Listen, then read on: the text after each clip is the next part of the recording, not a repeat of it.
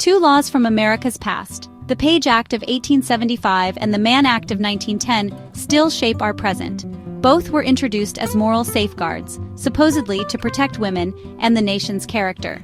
The Page Act targeted Chinese women, barring them from entry under the guise of stopping prostitution. The Mann Act aimed to stop white slavery, but its vague language allowed it to police anyone crossing state lines for immoral purposes. On paper, these laws promised protection. In practice, they became tools of social control. Immigrants, especially Asians and women who defied norms, were singled out. These laws didn't just reflect prejudice, they deepened it, setting precedents for future exclusion and discrimination. The Page Act laid the groundwork for the Chinese Exclusion Act, while the Mann Act was used to punish political dissidents, black men in interracial relationships, and independent women. Both laws blurred the line between protection and oppression, criminalizing the vulnerable and reinforcing harmful stereotypes. Understanding these acts reveals how protection can mask control, a pattern that echoes in today's struggles with trafficking and exploitation. They remind us that laws, even those with good intentions, can be twisted to serve discriminatory agendas. The late 1800s and early 1900s were times of rapid change. Industrialization, urbanization, and mass immigration. Cities grew, fortunes were made, but poverty and inequality festered beneath the surface. Immigrants fueled the economy but faced fierce nativism and discrimination, especially those from Asia and Southern and Eastern Europe. Popular media painted newcomers as threats to American purity, fueling calls for restrictive laws. Rigid ideas about race and gender dominated white supremacy, justified exclusion, and women were expected to be pure, domestic, and submissive. Women who worked, sought education, or asserted independence were labeled immoral, especially if they were immigrants or women of color. The Page Act and Mann Act emerged from this climate, blending reformist zeal with deep-seated prejudice. Campaigns against prostitution were often driven by racist fears of immigrant men and xenophobic anxieties about foreign women. These laws weren't just about solving social problems, they reinforced the existing hierarchy, policing those seen as threats to the status quo. The contradictions of this era set the stage for laws that controlled, rather than protected, the marginalized. The Page Act of 1875 was America's first federal immigration restriction, targeting Chinese women under the pretense of stopping prostitution. Anti-Chinese sentiment was rampant, fueled by economic fears and racist propaganda. Chinese women were stereotyped as immoral, making it nearly impossible for them to enter the U.S. Immigration officials interrogated and humiliated women, presuming guilt and demanding proof of good character. Even wives of merchants faced invasive questioning. Any deviation from white Victorian ideals could mean exclusion. The result? A bachelor society, where Chinese men outnumbered women, preventing families from forming and communities from growing. The law's impact was devastating. Families were separated and the Chinese community's future was stunted. The Page Act didn't just restrict immigration, it institutionalized racist stereotypes that persist today. By targeting women, it attacked the foundation of Chinese American life. This law, cloaked in moral language, was a tool for exclusion and control. Its legacy is a stark reminder of how laws can weaponize prejudice. The Page Act's shadow still lingers in the treatment of Asian women in America. The Mann Act of 1910, born from a panic over white slavery, gave the federal government sweeping power to police sex and morality. Sensational stories of kidnapped white women fueled fears and demanded action.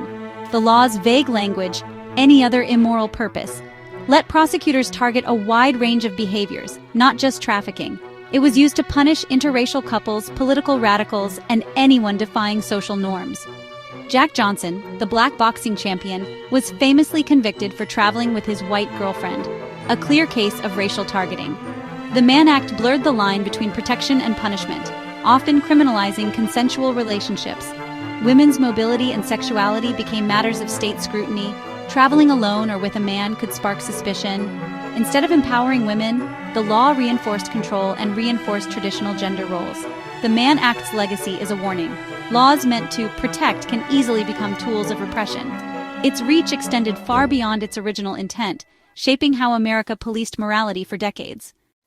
The Page Act and Mann Act were sold as shields against exploitation, but they often stripped away autonomy and reinforced inequality. The promise of protection justified state intervention, but that protection meant loss of liberty for those targeted.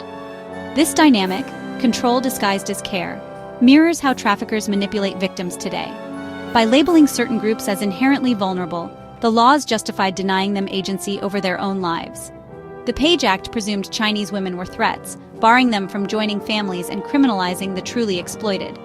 The Mann Act punished women for sexual independence, blurring consent and coercion under the banner of morality. Both laws invalidated women's choices and policed their movements, creating a framework for exploitation. The illusion of safety masked a system that marginalized and controlled those it claimed to save. These acts show how protection can become a pretext for oppression. The real impact of these laws was felt in the lives they disrupted and destroyed. Imagine a Chinese woman in the 1880s, detained and interrogated at the port, her family's future hinging on the whims of suspicious officials.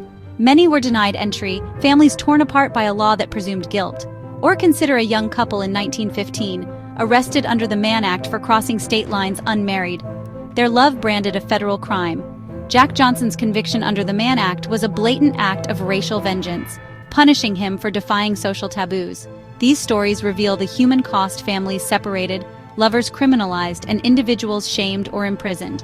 The Page Act created mutilated families in Chinese American communities. The Mann Act enforced a rigid moral and racial order. For every famous case, countless others suffered quietly, their lives shaped by laws built on prejudice. Women were denied entry, families kept apart, and personal freedom curtailed. These laws were not just policies. They were forces that shaped destinies and inflicted lasting harm. Their legacy is written in the scars left on marginalized communities. The echoes of the Page Act and Mann Act are still heard in today's fight against trafficking. Modern laws often criminalize victims, rely on stereotypes, and conflate immigration with criminality. Immigrant women, especially from Asia and Latin America, are still targeted and presumed to be victims or criminals. Law enforcement raids often punish those needing help, just as the Page Act did. The Mann Act's conflation of sex work and trafficking persists, with broad laws pushing consensual workers into greater danger. Rescue is still used to justify control, sometimes prioritizing prosecution over survivors' needs. This carceral approach can re-traumatize victims, echoing the harms of the past. The legacy of these laws warns us, real help requires listening to those affected, not just policing them. The Page Act and Mann Act built the legal and social architecture of exploitation that persists today. First, they used immigration law to engineer society and exclude on the basis of race and gender. This precedent endures, making immigrants perpetually vulnerable. Second, they criminalized victims, blurring the line between victim and accomplice, a pattern still seen in modern anti-trafficking efforts. Victims are often arrested for crimes they were forced into, trapping them in cycles of punishment. Third, the state claimed power to regulate private lives, especially of women and minorities, a legacy visible in ongoing debates over bodily autonomy and surveillance. These pillars show that exploitation is built into systems, not just the actions of individuals. The Page and Mann Acts defined who was worthy and who was disposable. Fighting modern slavery means dismantling these systems, not just targeting traffickers. The roots of exploitation run deep, laid down by laws over a century ago. Studying the Page Act and Mann Act is more than a history lesson. It's a mirror for today. These laws show how protection can become oppression and how moral panics justify discrimination. Their patterns persist, criminalizing the vulnerable, conflating sex work with trafficking, and expanding state control.